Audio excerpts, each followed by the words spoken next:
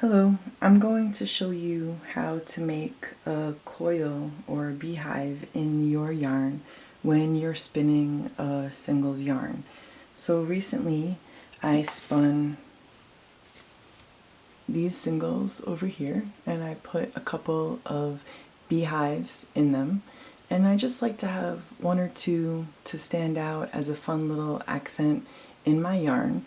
And there's no core in this yarn. It is just a singles with a different color wool wrapped around the singles, and I'm going to show you how I did that now.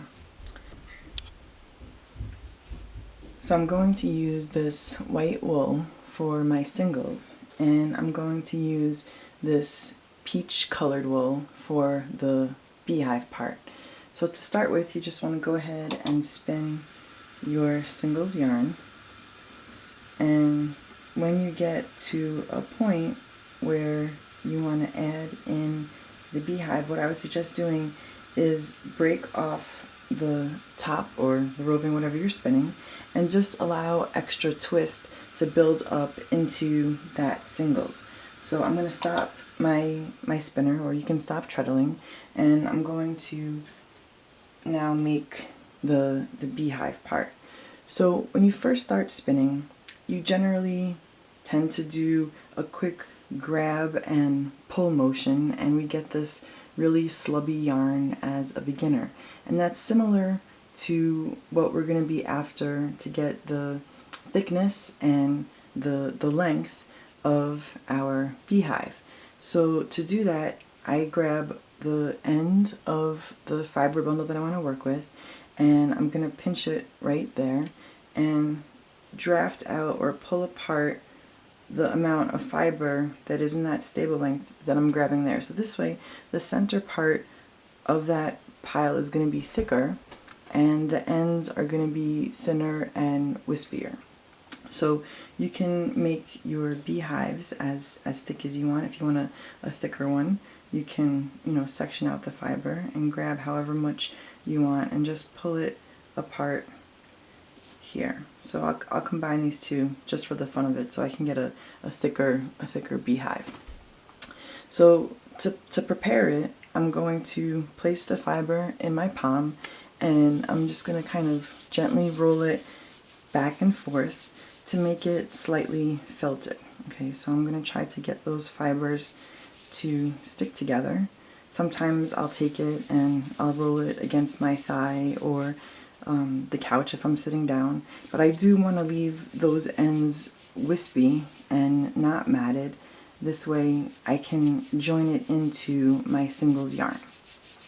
Okay, so got it a little bit matted there, so you can see the ends are still nice and wispy, but the center is nice and compacted, and that's going to really help with the definition of that beehive.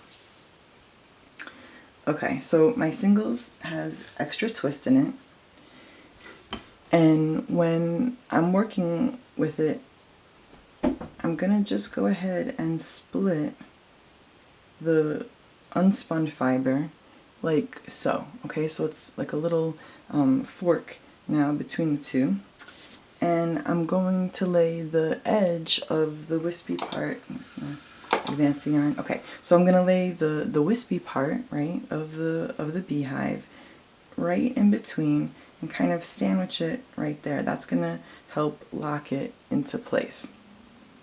Now, because I have all of this excess twist stored in my singles already, I don't need to treadle or add more twist while I make this coil.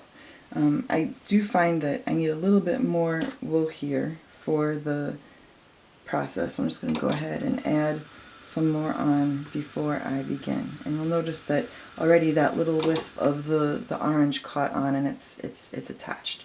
Okay, so now that I have a little bit more length here, I'm going to go back up to my coil or my beehive part, and I'm going to start to work it. So the way that I do that is I'm going to twist the fiber, so the orange fiber that's going to be part of my beehive, I'm turning it in a clockwise motion, and I'm also spinning my singles in a clockwise motion. So both of them are going in the Z direction, and I'm going to roll my left hand, right, is it's holding the singles, and I'm rolling it to the left, like, so I'm twisting it and doing a rolling motion like this, okay? So I'm rolling it, and as I roll it, the beehive fiber is gonna then wrap around, okay? So you can see that it's wrapping around, and then when my thumb gets to the end, I'm gonna move back a little bit, put a little bit more twist in it, roll it, a little bit more twist, and now I'm rolling it with my left hand and kind of sliding it up like so. So it's definitely fiddly, and you gotta do 2 hand motions, but just like rubbing your head and patting your stomach, or patting your stomach and, no, patting your head and rubbing your stomach, yeah. It's with a little bit of practice you can kind of get the hang of it. So I'm going to keep wrapping, twisting, and rolling until I get to the end of the fiber, like so.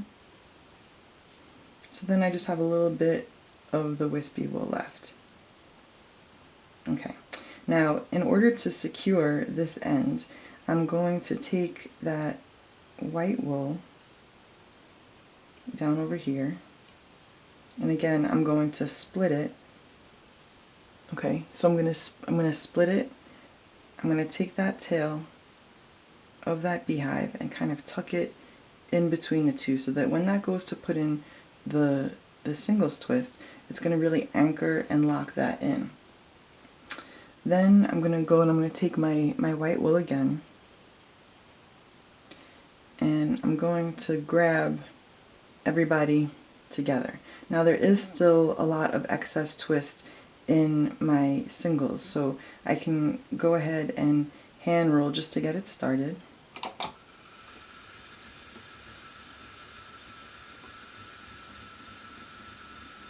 And this part definitely takes a little bit of practice to get this area to be neat. You can see it's got a little bit of a fuzzy bump there, so just with a little bit of experimenting and practice, you can get a beehive or a wrap of a different thickness around your singles. And because I'm allowing that excess twist to travel into the new singles yarn portion that I'm spinning over here, it doesn't create any excess twist as I'm constructing my beehive. So I hope this was helpful for you, and if you have any other questions about techniques that you'd like to see, just let me know. Thanks so much for watching.